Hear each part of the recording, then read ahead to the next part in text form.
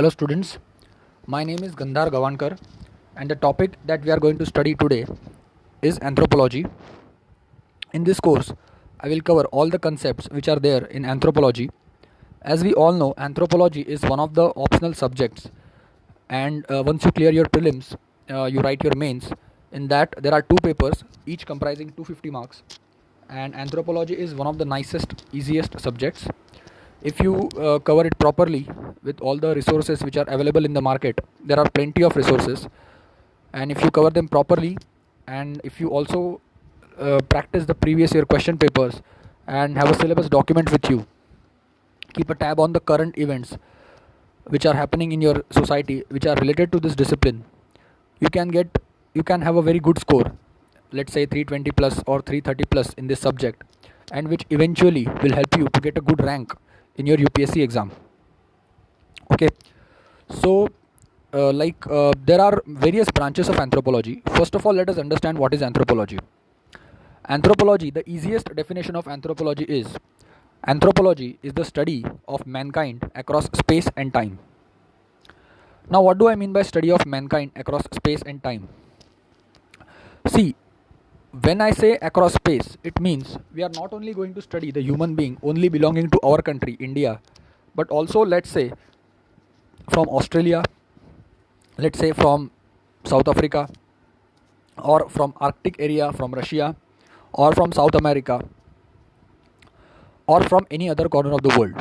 So our study of the mankind is not restricted to only one particular corner of the world, but it comprises the entire world. This is the meaning of across space.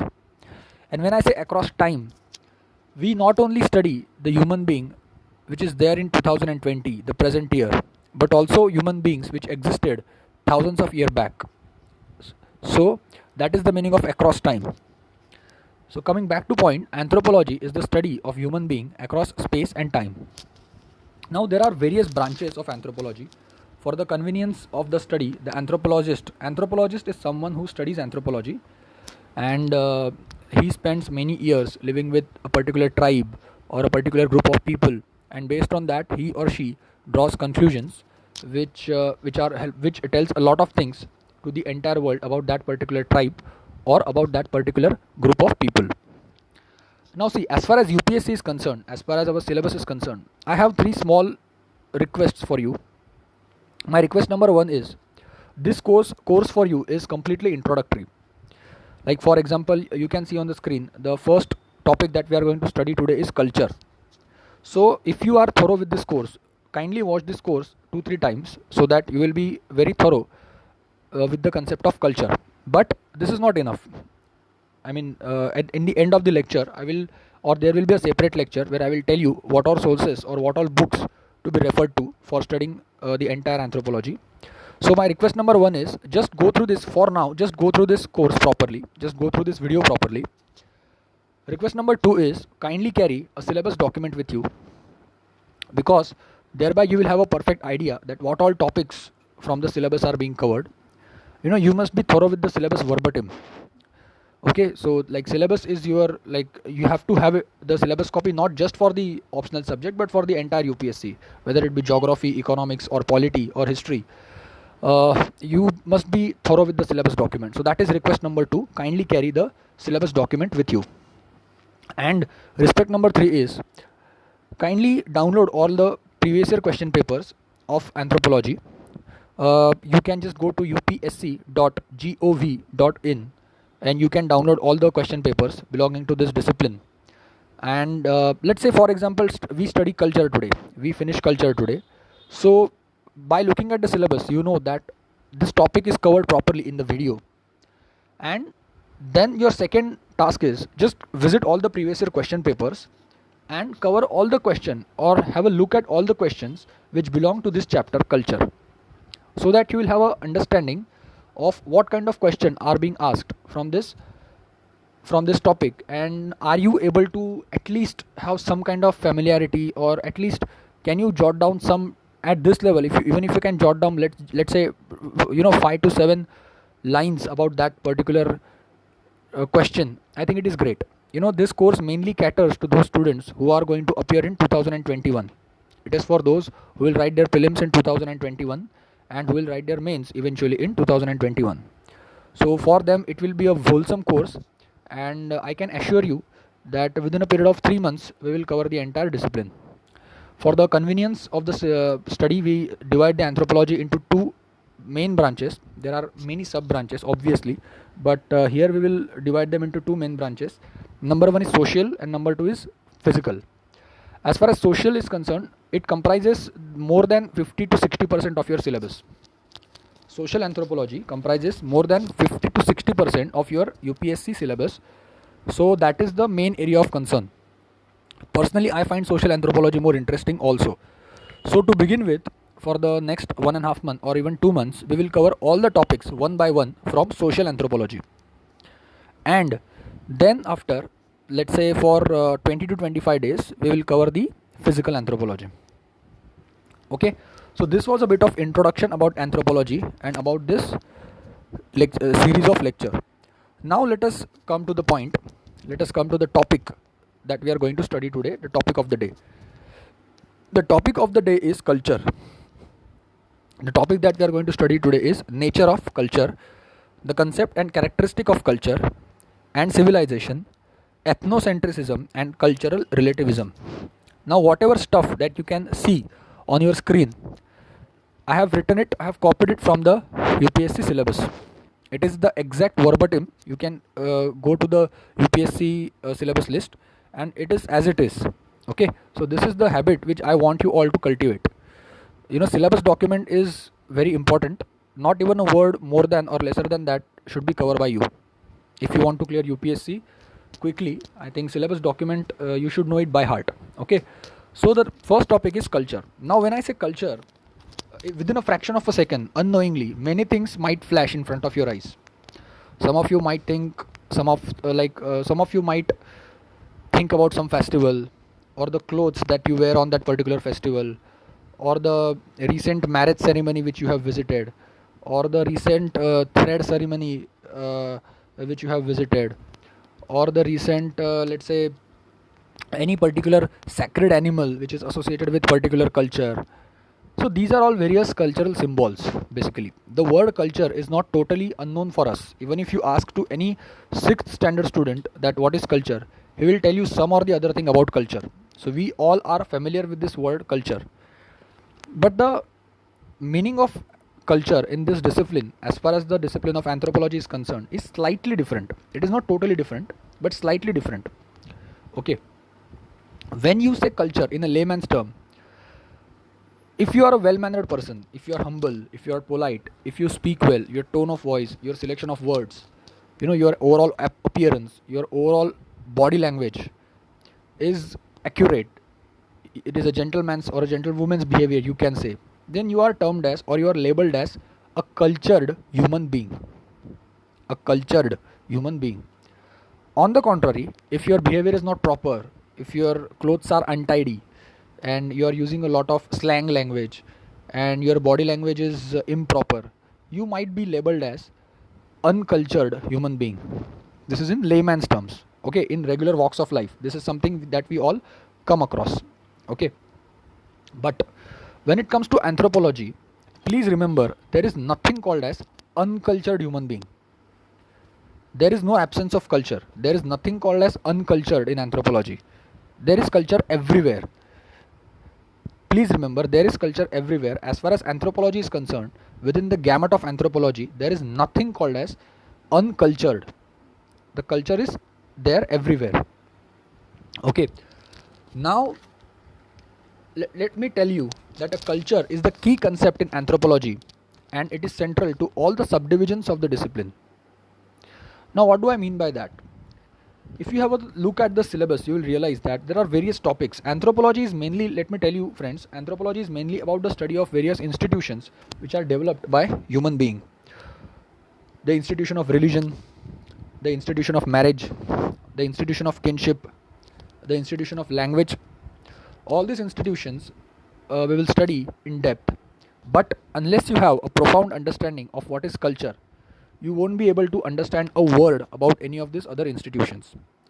So one has to study the concept of culture thoroughly so that he can study the further advanced topics from anthropology. All the human beings have culture. As I told you, in anthropology there is nothing called as uncultured human being.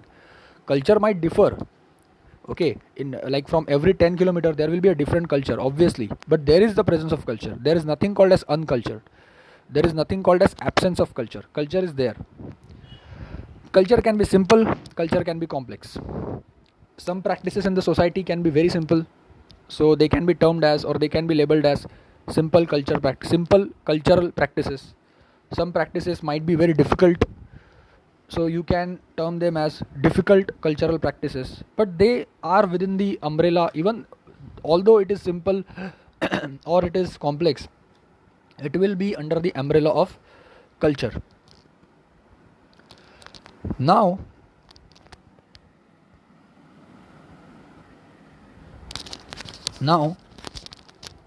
let us understand the first topic which is there in our syllabus, the nature of culture. Okay, what is the nature of culture? What kind of a stuff it is? So the nature of culture can be described as followed. Number one is, it is a historically created design for living. It is created by our primates, by our ancestors, and new stuff is added by every generations. Culture is cumulative.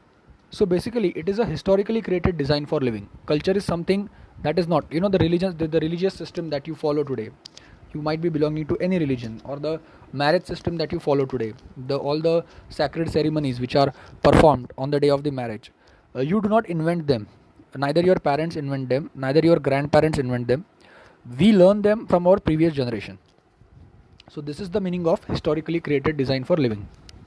Second thing, it is unique to human species, because language and symbol are the two necessary requirements on the basis of which you can develop culture. You can't, at least within the scope of our syllabus, at least within the scope of anthropology, or anthropology for UPSC, you can say, to be precise, we do not study the cultures of some other animals apart from human beings. So we are here to study the cultural system of the human species. And two things are prima facie very important if you want to have a proper, profound knowledge of culture, or if you want culture to, if there has to be culture in a particular area, it is mainly on the basis of two things. Number one is language, because it is through language that you communicate. And the second thing is symbols. There are various cultural symbols: sacred animals, sacred clothes, sacred food stuff, etc. Now, if you feel that a particular animal is sacred, but how will you convey the sacredness of that particular animal to other human being? It is through language. So the knowledge of language and symbols is at the heart of culture. That is the second point. Third point is, it is non-genetic. Animal behavior is inherited, but cultural behavior is not inherited. Now, culture is something that you do not totally inherit from your parents. Let's say, let us take the example of marriage system once again. That what kind of ceremony has to be performed on the day of marriage? What kind of sacred rituals are to be performed on the day of marriage? This is something that we all learn as a part of society. Okay, we do not totally inherit it from our parents. Like on the day of your birth, you have no idea what marriage is, or what all ceremonies are there which are involved in marriage. So cultural system is not something that you totally inherit, is called as genetic. But cultural systems, or the things which are there under the umbrella of culture, that is something that you do not inherit. So you can say culture is non-genetic. It is non-genetic. The last point is unity and diversity. Unity means, for example, let's say you study a group of people belonging to some corner of the world, or a tribe residing in some village.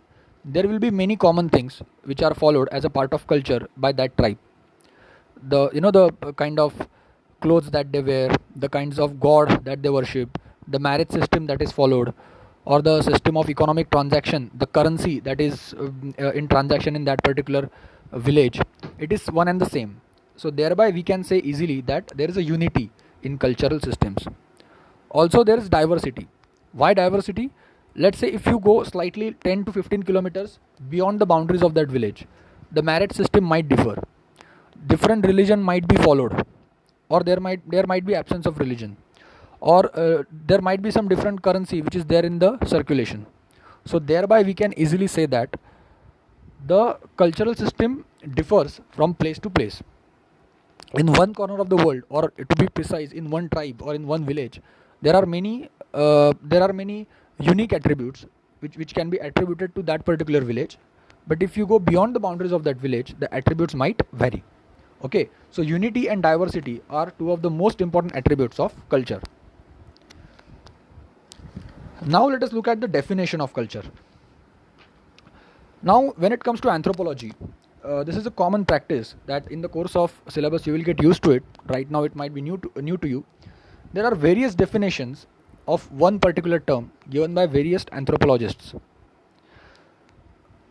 Now, for us, it is for us to grasp, let's say, some of the definitions which we find now in a very friendly way. I will tell you which we find easy to remember, and also to get good marks, it must be a wholesome definition. It must cover all the attributes of that particular term anthropologically. So here, Malinowski is one of the anthropologists, and the definition given by Malinowski is: culture is the handiwork of man and the medium through which he achieves his ends. It is a very sweet and the easiest definition according to me. Culture is the handiwork of man and the medium through which he achieves his ends. Now, what is the meaning of this? It is the handiwork of man means it is man-made. I told you few minutes back that we manufacture culture, or we create culture on the basis of two things. Number one is symbol and number two is language. So we manufacture cultural themes. Now let us take example of marriage system only. We have decided all this. When I say we, neither you nor your parents nor your grandparents, but somebody must have existed in the remote history that he or she might have decided the sacred ceremonies. The next generation might have added some stuff or might have taken away some stuff out of those sacred ceremonies which are performed on the day of marriage. So it is the handiwork of man. We all do it. We all do it for ourselves. That is the meaning of handiwork of man. It is the handiwork of man and the medium through which he achieves his ends. Now the first part of this definition is clear, that culture is the handiwork of man. But the second part says it is the medium through which he achieves the ends. Now what is the meaning of this? There are some objectives which are achieved by marriage, or you can say via marriage. Marriage is a medium through which we achieve some kind of objectives. There is some kind of stability in choosing the partner in the society. There is some kind of economic stability in the society. Like the money of the women can be used by the man, and the money of the man can be used by the women. So there are marriage, by the way, is a different chapter in our syllabus, and it is a very beautiful chapter, very nice. So while studying that particular chapter, we will study the topic of marriage in a very proper way. Right now, just understand that there are various objectives. Like in a very simple term, I will tell you, choosing a legitimate partner is one of the objectives. Choosing a legitimate partner is one of the objectives which is achieved via marriage. So via this cultural system, we achieve a particular objective of choosing the legitimate partner. So this is the definition which says culture is the handiwork of man and the medium through which he achieves his ends.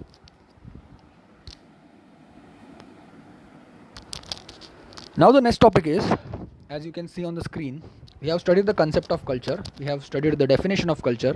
Now we are going to study the characteristic of culture. Culture is learned. The first characteristic of culture is it is learned. Now what is the meaning of that? As I told you, we learn various cultural practices. You get up on the first day of Diwali, and let's say you are a 5-year-old child. So you have to, what all things you have to do, you learn from your parents, right? Now Diwali is a festival. Festival is a part of the culture. So culture is learned. Various practices which are associated in culture, they are learned. Second is culture is inculcated, transmitted to the kids. Now you are earlier you were 5 years old. Now you are, let's say, 35 years old. You have your family, you have your child. You get up on the first day of the Diwali at 4 o'clock in the morning. You will tell your child what all things to be done. So culture is inculcated. Culture is social. As I told you, we do not inherit culture biologically, but as a part of the society, we learn a lot of things which are there in the culture. But let's say if you are living on some remote island for the 50 years of your life, and in the 51st year, if you are brought in the if you are brought again in the village or if you are brought in the city, then you will be completely, let's say, completely alien to all the cultural practices which are followed in that particular city, because for a simple reason that for the first 50 years of your life, you were not the part of the society. So unless you are a part of that particular society, you can't be familiar with the cultural practices which are followed in that society. Then culture is adaptative. It enables people to survive and survive in a given environment. Basically, see, the cultural practices that we develop, they are not just, they are based on some parameters, some geographical parameters, some historical parameters. So in order to thrive in a particular environment, human being allow themselves to develop particular cultural practices. Culture is gratifying. Let's say we all follow a particular culture, then the benefits are also there for us. We can also reap the benefits, we can also reap the fruits of that practices. So culture is very much gratifying. Culture is structured. Now basically, what is the meaning of structured is, if you follow all the cultural practices, there will be some kind of structure which will be there in the society. Otherwise there will be a complete chaos, there will be a complete disorder in the society. But if you follow the cultural practices, there will be a structure, and there is a manner through which the cultural practices can be implemented, let's say. So culture is structured. Culture is dynamic. Culture is stable also, but culture is dynamic also. As I told you, if you live in one corner of the world, then the cultural practices are very much same. But let's say if you go to other corner of the world, or world is a very subjective term, let's say village, if you are living in one corner of the village, the cultural practices might be same. But if you go to other corner, the practices might differ. So cultural practices are dynamic. Dynamic means changing. Okay, so these all were characteristics of the culture.